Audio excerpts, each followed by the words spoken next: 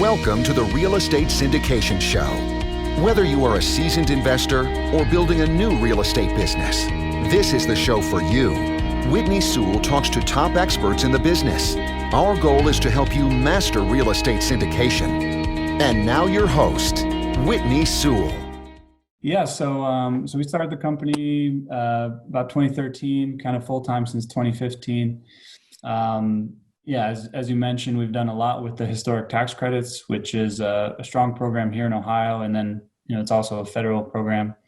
And, it's helped us over time, I think, kind of provide greater returns and maybe take a little risk out of the projects because we kind of get money essentially from the government independent of the performance of the projects. So of course we underwrite the projects and make sure they work on their own, but the historic tax credits really help, especially, going through different economic climates and, kind of what might happen with the rental market over the next year or so. But yeah, we've tried to make good use of those programs and learned a ton about them and use them as much as we can, basically.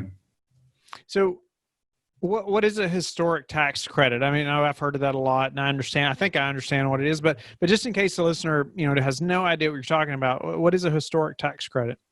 Yeah, so I think effectively, in which I think is a great program, the government was trying to incentivize historic preservation. So, there can be cases made, to tear down significant historic buildings or to renovate them poorly to save money. And so the government is trying to incentivize developers to save these historic buildings.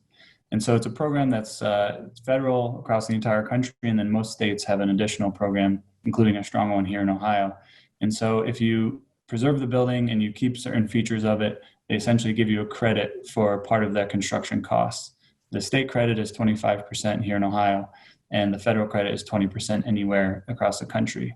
And so it depends state by state how you can use that credit. It can be a cash refund as part of your tax return, which is really powerful here in Ohio. It's literally cash when the project is done. And the federal program can be used against your federal tax liability. If you're a real estate professional, like most of us, or if you have passive income or have investors or something that does, then they can use essentially 20% of the project cost becomes the credit, and then they can use that against their federal tax liability. So it's really the government incentivizing, I would say, good historic preservation of significant buildings. Wow. So doesn't it cost a lot more to repair buildings though that would meet that historic guideline, I guess? Yeah, it can. And I think that's why a lot of people don't want to pursue the program. There's documentation. You might have to save things. It can be an annoying process. But from our perspective, to keep an original floor, to keep a old wooden door rather than building a new one can often be, cheaper if you have people that know what they're doing and, you don't have to custom fabricate things, stuff like that. So can be pretty cost effective, even keeping original windows, things like that, which can be very expensive new. So the cost can often be, I think, fairly similar, but then you receive a big credit on the back end. So it becomes totally worth it. So what about finding a general contractor or carpenter or somebody that's willing to work or to have the knowledge, I guess, or skill set to work on a historic home or building or something like that? Is that a problem or an issue at all? Yeah, it can be hard to find the people that I guess can do a lot of these trades, if it's plaster or restoring old floors or, custom wood doors and windows. But that's part of, I think, what we've built up over the years. You find some at the beginning and they don't work out like any subcontractor, and you get burnt enough. And then, hopefully over time you find the good ones. And so, we've found that. And I think there are more of those people around than it seems. I think it's easy just to, go to Home Depot, order something online, and we do tons of that. But maybe it's a little extra energy to find a local carpenter that can build it, maybe custom. But if 25 or say 45% of that cost of that is going to be deferred essentially by the government, then it can be worth it. That's a lot. Yeah, that's right. a lot. So tell me about how it takes out risk. You mentioned that a couple of times. Yeah. So in that sense, it's independent. As soon as, you have to get the credit, and it can be competitive, and it takes documentation and things like that. But effectively, once you get it, it doesn't matter if nobody rents the apartment or if your rents are lower than you thought or whatever happens kind of with the economic climate, you're going to get that credit. So in a sense, 45% of the project cost is taken off the table just by this credit, independent of the performance of the project. And again, you don't want to do a bad project just for the sake of getting the credits, but if it's an otherwise a good project, it becomes even less risky because a lot of the money is coming out, with these credits. Are sellers going to want more for their property because you're going to get these credits? They might drive the price up, you mean? Yeah, that's right. They're going to say, okay, you, Mr. Buyer, you're going to get these credits. So, this is what it's going to cost. Right. Yeah. We might not want to advertise it too widely that we use them. No, but, we're lucky here. They're almost every building in the neighborhood where we're operating over the Rhine here in Cincinnati is eligible. And so, a savvy buyer might say, oh, it's, tax credit eligible, but there is still a process to get the credits. It's not really automatic. So I think it's hard to include that maybe in the price. Are there specific types of buildings that are going to get this credit, or what are some typical guidelines, I guess, when you're looking for properties? Are you focused on properties that are going to get this tax benefit, or on historic properties? Is that your main thing? Yeah, I think that's certainly become our niche, I would say. We're in a great city, a great neighborhood for it. And it's, I think, such a great program that we probably wouldn't do a building right now that you couldn't get the tax credits. So yeah, we certainly evaluate if a building comes available. That's kind of the first box that we need to check off, that the tax credits are possible. Nice. And so where do you learn about something like this? So somebody's in Texas right now and they're thinking, well, wait a minute, wonder if I could get some of these tax credits. How do you learn that or know? Yeah, so the federal program is administered through the National Park Service, and I would say their resources are good if maybe dense, but the federal program is the same across the country, and then each state by state, it's administered by some group in your state. In Ohio, it's the Ohio Development Services, and their resources, I would say, are quite good. They'll tell you, how much the credit is for, what it can be used against, kind of what are the guidelines.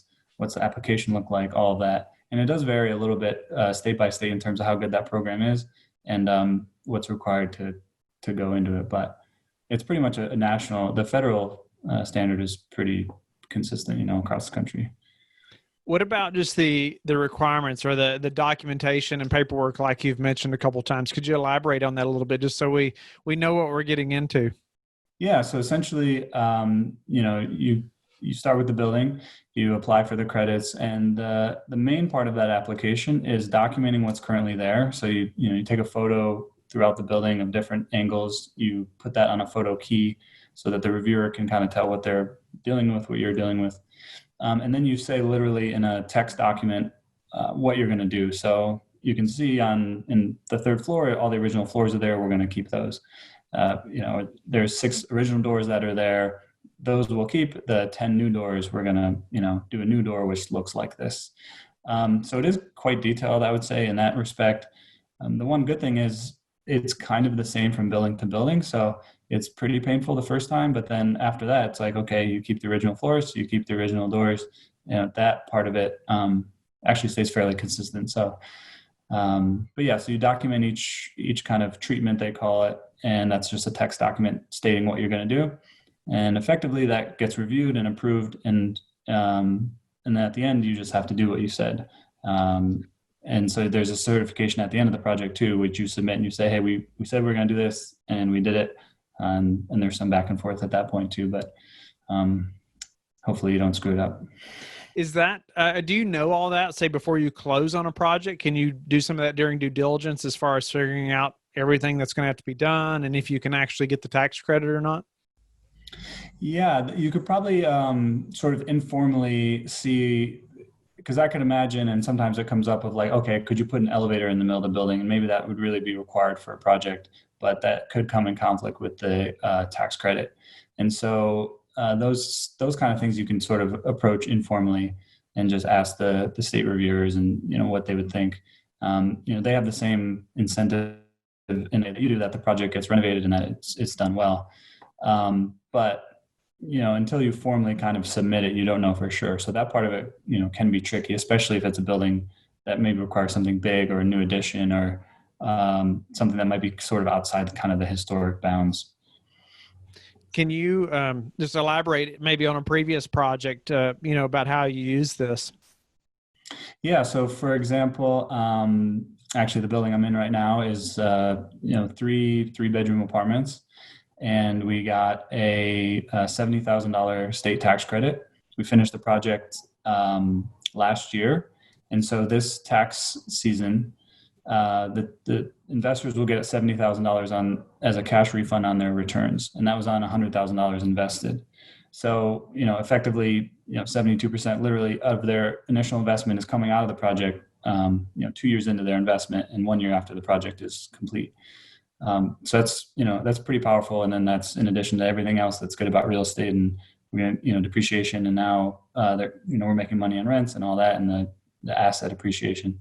But effectively 75% of their money came out when the project was done. And then we actually did a cash out refinance earlier this year. So they're going to have all their money plus some out, pretty quick, and still own, most of the building. So.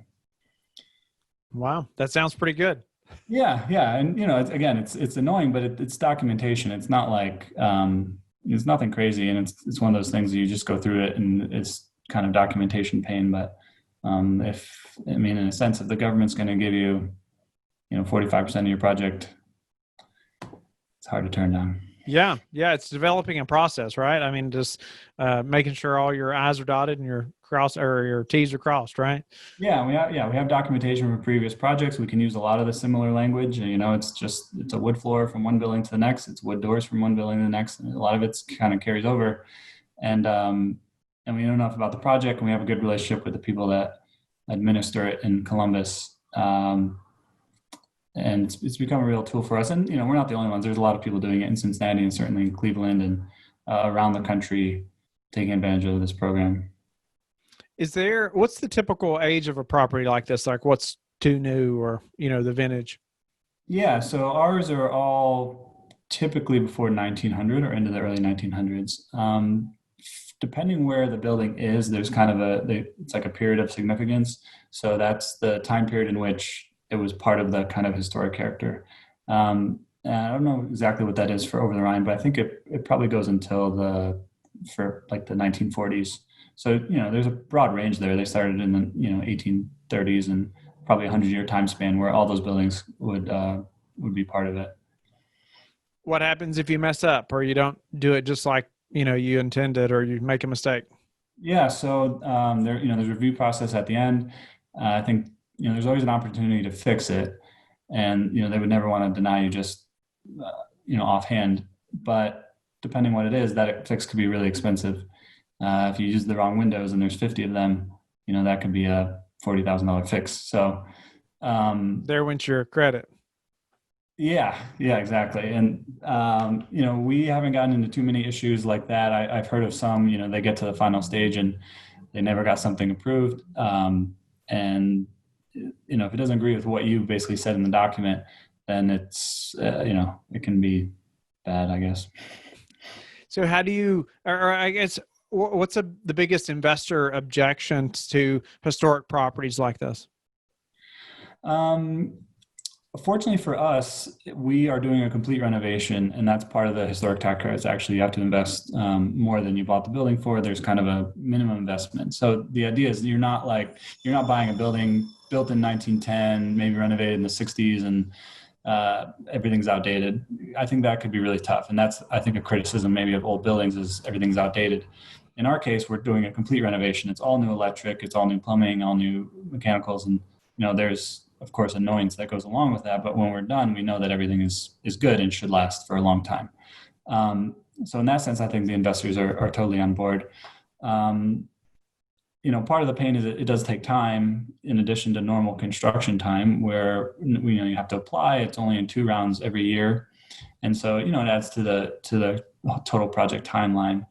I think that could be a real potentially an issue, but typically they're the ones benefiting most in these projects because they're going to get the state credit, which is cash, and a federal credit, which might help them pay much less tax. And so they're, I think, very pro the tax credits. Sure. Okay. So it sounds like floors, doors, exterior characteristics, things like that. They're gonna have to kind of stay the same, and but like you're gonna update all the systems, the electrical and wiring and HVAC, all those things. You're gonna redo Yep. all those. Yep, exactly. Yeah, it's heating and air conditioning. We have in all of them now, and electric. There's no restriction around that. They want you to modernize the building, and you can put in new windows, and you can add storm windows, and you can certainly add insulation and heating and cooling and all the modern, I would say, amenities. There's no restriction really around that. They care mostly about kind of the interior and exterior character of the building. So, John, what's been the hardest part of the syndication business or journey for you? Yeah, I was thinking this probably comes up. I think there's an idea of like, okay, there's money in real estate and I want to own real estate and it's going to make me wealthy and something. But, I'm sure as you know, as a syndicator and probably people listening, well, how do you actually get paid? That's the question, right? And even a fantastically successful project, you're not a millionaire even off of great rents necessarily. And it's mostly other people that are investing the money and they're going to keep most of that. So I think a big question is, how do you make money? How do you get paid? How do you, pay your bills and hopefully get wealthy? So there's that, we're now 5 years in and I think are kind of just turning the corner of like, okay, now we're actually making some money, personally. And we have some ownership in buildings and that's great, but you can't eat that. So, yeah. I thought of recently, like, net present value, all the cash flows, what that's worth today, but you can't eat net present value. So you have to figure out a way to get paid. Okay. So that was the hardest part for you. You had to figure out a way to get paid or had to be patient. I think so. And to, not necessarily romanticize the idea of being in real estate. It's like, okay, there's plenty of awesome things about it. You're investing in, donating half of your profits to a cause. And I think I'm interested in historic preservation and design. And so, but it's hard not to romanticize it and just like, okay, well, what are the fees? How do I get paid? How does money come out and get to me? And I think that's, something I've, maybe the biggest learning thing of over the past 5 years. So what's the way you've recently improved your business that we could all apply to ours besides getting paid? Yeah, well, I think one thing is, if you're syndicating deals, especially early on, you don't have much of a track record. And so you have to think about what you can do well and what you can get paid for.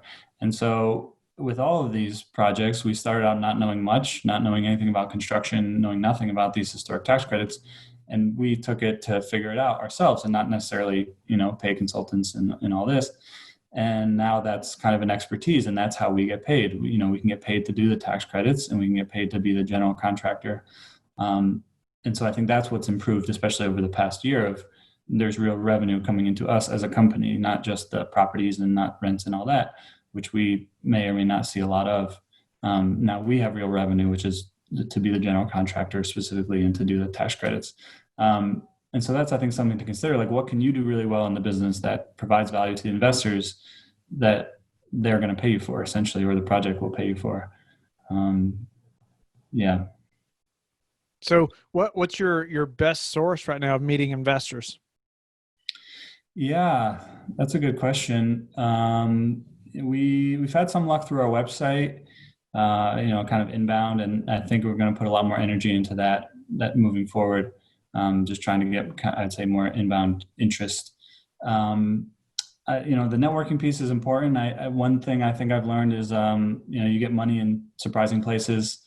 Friends who, it's tough to count people's money and, maybe you shouldn't anyways. And so you don't know who has money and you don't know, maybe their parents do. And, okay, I can't invest, but my boss can, and he's a big wig. And we've had that experience a few times. So I think, not being afraid to ask and not maybe, I would say judging or expecting that people don't have money. Judging a book by its cover, right? Yeah, you don't know what money exists in their world. And so it doesn't hurt to ask. And I think mostly people are flattered. You think they have money and you want them to join you. So all you can do is ask. What does that asking look like to you? How does that work? Yeah, so it's in every form: in person, phone, text, email. Basically, are you interested in invest? We have a bunch of projects coming up. I can send you more information. And that's sort of the lead in. And then, we prepare, kind of try to be as concise as possible. It's, some documentation, one document that we can send. Maybe it's a one pager, and then more details on a specific deal. And right now we've mostly kind of gone, deal by deal. And we haven't, maybe that would expand to sort of more of like a fund structure or something. But I think early on it's hard to convince people of that. And so we just go deal by deal. This is the project. This is what we're expecting the returns to be. And now we have this expertise, with construction and with the tax credits that we can leverage. What's the number one thing that's contributed to your success? Yeah, I think I was just listening to something yesterday. This said, the locus of control, the idea that, you can kind of control, being internal, like you can control the world around you. And I think that's really important, because I think it's easy to maybe hire people that you think know more than you, or let somebody else try to figure it out. But I think for us, and for me personally, is as much as I can kind of take in my control, at least then it's known, even if I'm going to mess it up. And then, second time is better, and hopefully that improves each time. So yeah, I think taking control of things, and of course in construction, even no matter what scale you're doing that at, in our case, we're doing kind of a complete renovation. Like, stuff comes up all the time, and it's easy to throw your hands up and complain. But you can just say, well, this is in my control. Even if, if it's a supplier can't deliver something or whatever, like, okay, we can control a lot of things. You control most things. So that's important, I think. How do you like to give back? Yeah, as I mentioned, I think the things I'm interested in is historic preservation. We started a small nonprofit here in 2013, just focused on that for kind of a young preservationist group. And certainly that's what's one of my motivators, is to have a lot of money and to be able to essentially save good buildings. And I think small business in general, when kind of COVID came up, we have a small email list of 500 people, but I tried to reach out to them and say, hey, this is how we can support businesses that are struggling during the COVID shutdown. And we, ponied up a little bit of money to kind of get that started.